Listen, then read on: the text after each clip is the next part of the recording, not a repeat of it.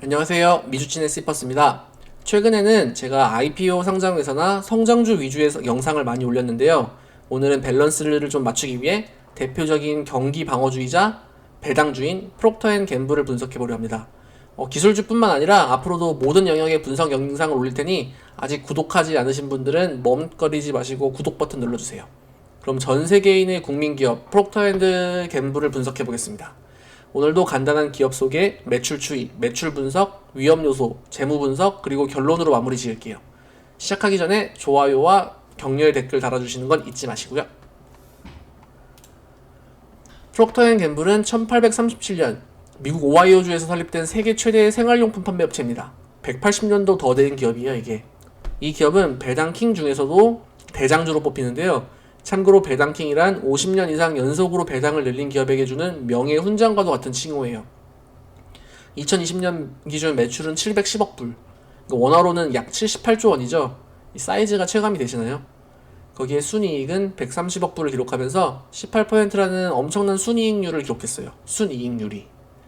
12월 24일 기준 주가는 137.72불이었는데 PER은 25.4배였습니다. 참고로 PG가 속한 소비재 섹터의 평균 PER은 4.9배였는데요. 이것보다는 좀 높았지만 존슨앤존슨과 콜게이트보다는 비슷하거나 조금 낮았어요. 자, 그럼 프록터앤갬블의 대표 브랜드들을 볼게요. 다우니, 오랄비, SKN2, 페브리지, 팸퍼스, 타이드, 올레이, 질레트 등 이게 모두가 한 번쯤은 들어보셨거나 봐봤을 이제 브랜드들인데요. 사실 브랜드가 더 많은데 다 담을 수가 없었습니다. 이 브랜드는 미국에 사시는 분들이라면 우리 생활에서 정말 뗄래야 뗄 수가 없는 제품이에요. 더 놀라운 것은 이 브랜드들의 시장 점유율입니다. 각 브랜드들의 시장 점유율과 시장 파워를 한번 볼까요? 최근 자료는 사실 찾기 힘들어서 2017년 기준의 자료를 찾아왔는데요. 큰 변화는 없다고 알 것 같아요. 보시다시피 대부분의 제품들이 브랜드들이 이제 미국 시장에서 점유율 기준으로 1등이에요. 그리고 그냥 1등도 아니라 몇몇 브랜드들은 보시면은 압도적인 수치로 1등을 기록하고 있죠. 이래서 미국의 국민 기업이라고 불리나 봅니다. 참고로 이건 다 미국의 점유율 기준입니다. 다음은 PG의 이제 매출 추이를 볼게요. 왼쪽은 4년간, 오른쪽은 4개분기의 매출 추이인데요. 보시다시피 이제 매년 미세하지만 조금씩 오르며 우상향하는 모습을 보여줄 수 있죠. 규모가 이게 큰 만큼 엉덩이는 좀 많이 무거워 보입니다. 더 놀라운 것은 오른쪽 분기 매출인데, 사실 놀랍진 않습니다. 위에서 설명드린 대로 대부분의 제품이 필수 소비재라서 코로나에 의한 영향이 거의 없어요. 사실 전염병이 생기든 그러면 안 되겠지만 전쟁이 나든 이렇게 꼭 필요한 제품들을 판매하는 거라 경기 변동에는 큰 영향이 없는 모습을 보여줍니다. 그래서 흔히들 경기 방어주라고 부르는 거고요, 이 회사를. 그럼 매출 구성을 볼까요? PG는 매출을 총 5개의 세그먼트로 나누어 보고를 하는데요. 뷰티, 그루밍, 헬스케어, 홈케어, 패밀리케어 이렇게 5개로 나누고 있고 각각의 세그먼트별로 다양한 섭 카테고리가 존재해요. 예를 들어 뷰티의 경우 헤어케어와 스킨케어 등으로 나뉘고 헬스케어 같은 경우는 오랄케어와 퍼스널 헬스케어 등으로 나뉘어요. 이 각각의 제품과 브랜드는 뒤에서 자세히 보겠습니다. 먼저 뷰티예요. 많이들 알고 계신 SK2 화장품과 올레이 같은 이제 대표 제품군이 있고 샴푸와 컨디셔너 등의 헤어케어 같은 제품들도 다 포함됩니다. 전체 매출의 19%를 차지하고 순이익률은 무려 20.5%나 된다고 합니다. 영업이익률 혹은 매출 총이익률이 아닌 순이익률입니다. 그리고 지금부터 이제 보여드리는 그림을 보시면 정말 한 번쯤은 다 보셨던 브랜드일 거예요. 다음부터 볼게요. 다음은 그루밍인데요.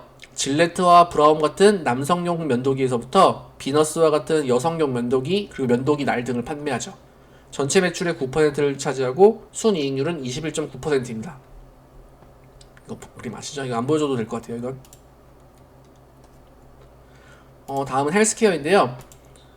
오랄비, 크레스트 같은 구강 제품과 영양제 그리고 감기약 같은 건강 제품 팔고 있어요. 이거 감기약 중에 혹시 나이큐어와 데이큐어 혹시 아시는 분 있으신가요? 제가 미국에서 이 감기약만 엄청나게 산 것 같습니다. 전체 매출의 11%를 차지하고 순이익률은 18.3%를 기록했어요. 자, 자, 그러면은 패브릭앤과 홈케어 제품입니다. 대표적인 이제 PG의 대표적인 브랜드인 타이드와 다우니 같은 세탁세제가 있고요. 페브리지 같은 이제 가정용품들도 있네요. 전체 매출의 33%를 차지하고 순이익률은 17.5%를 이제 기록했습니다. 쫙 보시면은. 마지막으로 패밀리 케어입니다. 팸퍼스 아시죠? 이런 기저귀와 물티슈 같은 아기용품과 다양한 여성용품 그리고 휴지와 같은 가정용품을 판매합니다. 전체 매출의 26%를 차지하고 순이익률은 18.9%입니다. 섹터별 전체 매출 비중과 순이익률을 한번 간단하게 보고 넘어갈게요.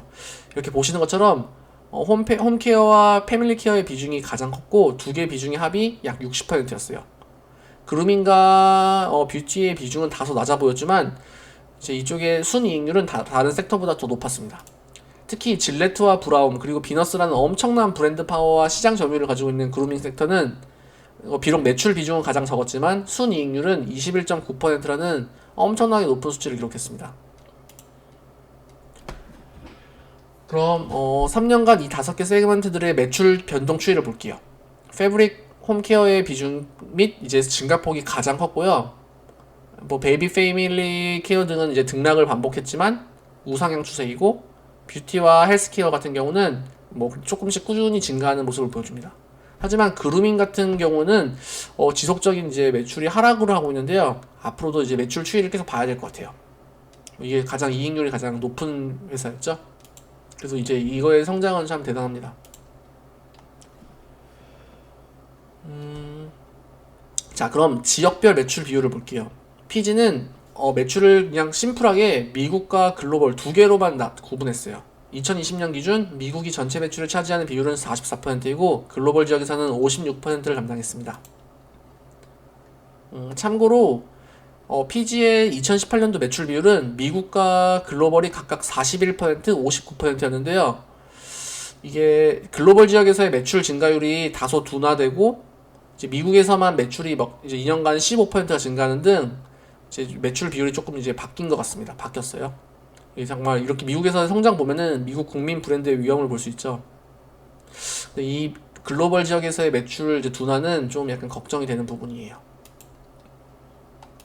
자, 그럼 배당금을 볼까요? PG는 배당금을 2월, 5월, 8월, 11월 이렇게 1년에 4번 지급하는데요. 배당킹답게 매년 배당금이 증가되고 있었어요. 그러니까 이게 배당킹이라는 거는 말씀드린 대로 50년 이상 배당금을 늘렸다는 건데 이게 엄청난 거예요. 50년 동안 기업을 유지하는 것도 말도 안 되게 힘든데 계속 성장을 하면서 배당을 늘렸다는 것은 그만큼 기업의 펀더멘털의 짬이 다르다는 거죠. 참고로 12월 24일 기준 배당률은 2.3%를 기록했습니다.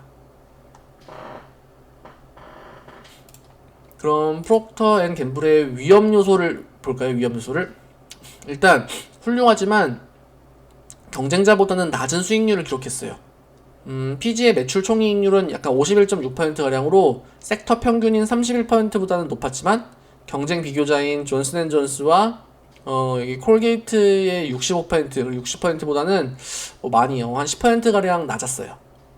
두 번째 위험 요소는 위에서 언급한 대로 이 기업은 엉덩이가 너무 무거워서 매출이 막 두 자릿수 이상 급증하고 세 자릿수 급증 그런 일은 거의 없을 거예요. 대신에 두 자릿수 매출 하락할 일도 거의 없고요. 꾸준히 조금씩 우상향할 것 같습니다. 세 번째는 글로벌 시장의 매출 둔화와 미국 의존인데요. 아까 보셨다시피 대부분의 매출 증가가 미국에서 견인됐어요. 글로벌 시장에서의 매출은 다소 멈췄죠. 이게 치열한 경쟁 때문일 수도 있겠네요. 미국에서 너무 심하게 의존되는 매출 성장은 이제 긍정적으로 보이진 않습니다. 근데 현금이 워낙 많은 회사라 다른 데서 경쟁을 하기보단 그냥 경쟁사 기업을 그냥 인수해버릴 수도 있을 힘은 있어요. 저력은 있는 회사입니다. 다음은 환율 변동인데요. 전체 매출의 50% 이상이 외국에서 발생하고 제품이 필수 소비재인 만큼 이게 환율 변동에 의해 수익이 조금씩 움직일 가능성도 염두에 두어야겠습니다. 특히 요즘 같은 시대에서는요. 물론 환율 변동은 PG뿐만 아니라 다른 기업들에게도 공통된 리스크이긴 해요. 제가 사실 많이 리스크 들 게 없어서 막 끼워 넣는데요. 그리고 자, 마지막으로는 PER인데요. PER이 이제 25.4배죠. 필수 소비재 섹터의 평균인 4.9배보다는 월등히 높았어요. 그러니까 즉 경기가 하락 시 다른 종목들에 비해 이게 어느 정도 주가가 방어는 되겠지만 경기 방어주라고 해서 뭐 주가가 내려가지 않는 건 아니에요. PG도 경기가 안 좋아질 때 충분히 더 주가가 떨어질 룸이 존재합니다. 주가가 무조건적으로 안전하다고 말할 수는 없는 겁니다. 그럼 PG의 수익률을 볼게요. 매출은 설명드린 대로 엉덩이가 무거워서 뭐 큰 성장은 하지 못하지만 꾸준히 우상향하고 있었고, 매출 총이익률은 50%를 기록했고 순이익률은 19%라는 훌륭한 수치를 기록했어요. 결과적으로 2020년도에는 131억 불의 순이익을 기록했고요. 근데 이거 보시면 전년 대비 순이익이 크게 늘었는데요. 이거 보시면 이제 이 중 83억 불 가량은 작년에 쉐이프케어의 인수합병과 관련돼 일시적인 비용이 이제 해결되면서 증가한 착시 효과라고 합니다. 제대로 말하자면 전년도의 순이익이 너무 과소평가된 거죠. 다른 긍정적인 사항은 전체 매출 대비 영업비용의 비율인데요. 매년 꾸준히 28%의 비율을 유지해주며 정말 안정적인 경영 능력을 보여주었습니다. 이게 정말 바로 이게 짬에서 나오는 바이브입니다. 경영 바이브. 와, 대단하죠. 종합적으로는 이제 PG는 안정적인 매출과 영업비용을 유지해주면서 꾸준한 순이익을 기대할 수 그러니까 있을 것 같지만 폭발적인 매출 증가 효과는 기대하기 어려워 보였습니다. 그럼 PG의 간단한 재무자료 요약을 볼게요. 재무 비율은 보시면 PG의 부채 비율과 유동 비율은 각각 157%와 87%를 기록했고 ROE와 ROA는 31%, 12%를 기록했습니다. 배당주 치고는 굉장히 무난한 부채 비율을 보여주었고 ROE와 ROA 또한 그러니까 이를 통해 이제 수익률 또한 굉장히 양호하다는 것을 볼 수 있어요. 재고자산 회전율도 6.47배로 빨리빨리 재고가 돌아가고 있죠. 다음은 현금 흐름 요약인데요. PG의 엄청난 장점이 바로 이 현금 흐름이에요. 영업활동에 의해 174억 불 증가, 투자활동에 의해 3억 불 증가, 그리고 재무활동에 의해 8억 불 감소하며 잠시만요. 감소하면서 최종 현금 흐름은 이제 119억 불 증가한 162억 불을 기록했습니다. 보시다시피 131억 불의 순이익이 그러니까 순이익이 이제 현금 흐름을 하드캐리 했어요. 거기에 감가상각까지 애드백 되면서 영업활동에 의해 174억 불이라는 이제 엄청난 숫자의 현금이 증가된 거죠. 한 가지 아쉬운 점은 투자활동인데요. 올해는 특히 이제 이 회사가 인수합병과 PPE 구입 같은 이제 다른 투자가 없이 다소 숨고르기를 하고 있는 모습을 보여주었어요. 그리고 재무활동에서는 낮은 이자율로 이제 그 50억 불이라는 이제 추가 장기 부채를 발행하고 78억 불이라는 엄청난 숫자의 배당금을 지불하는 등 8억 불 감소가 됐죠.